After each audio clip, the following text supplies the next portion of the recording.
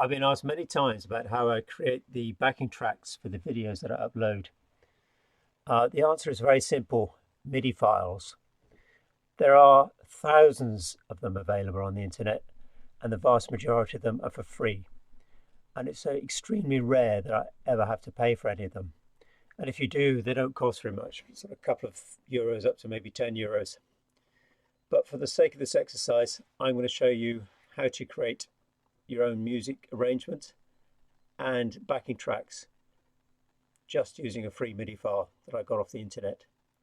So there are two parts. The first movie or first video is about creating the music score, and that's what I'm going to show you now. So without further ado, we need to go and find ourselves a MIDI file.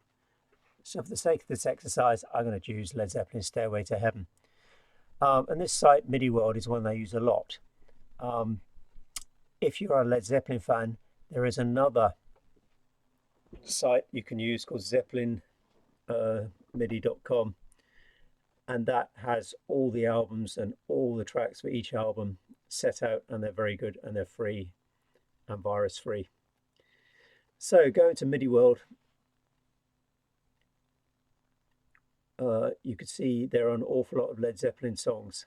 So I'm just going to go and look for it using the Control F function and type in Heaven, and that should take us to it. There we go. Now, I've used the site many times before, so I'm confident about the security of these files. But if you're worried, you just hover over the link, and if you look bottom left, you'll see the URL, and you can see it's not going to take me to some spurious Russian or Chinese site. So I'm very happy with this. So I just press download, and the file will just go straight into my download folder. There it is. Doesn't take long. MIDI files are actually very small. So for this first part, I'm going to use a piece of software called Notation Musician that I bought many years ago. It didn't cost very much, but this is an old version of the file. The new version has got a lot more functions, but for my purposes, it does what I need it to. You can actually get free software. I think MuseScore will do the same thing, although I haven't actually used it, but there is a software as well.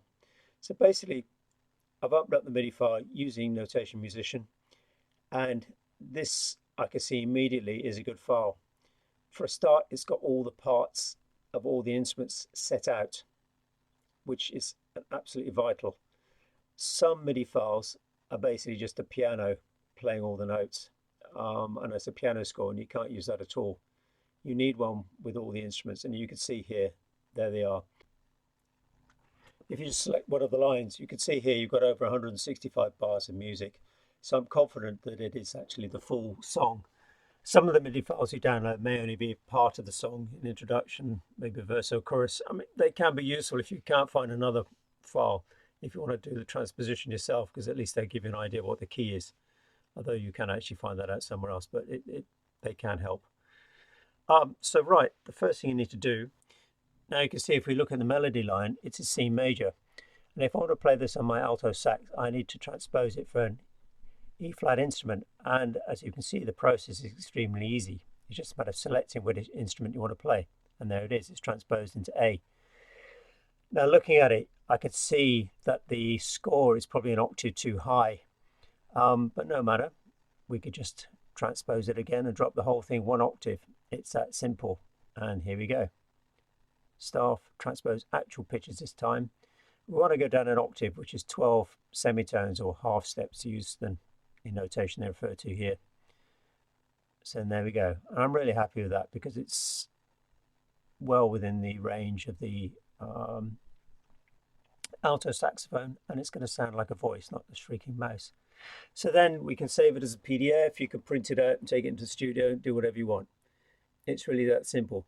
And basically you repeat the process for every single line you want to use. So if you want to go back and do the recorder line, although you've got all three parts here on one line, it's easy enough to pick out the individual parts. It's fairly simple. So that is the end of part one. We've found a free MIDI file. We've checked it out. We've created music for it that we can play along to the track with. So the next part is actually to create a decent backing track. For that, we'll have another video. hopefully see you there. Thanks.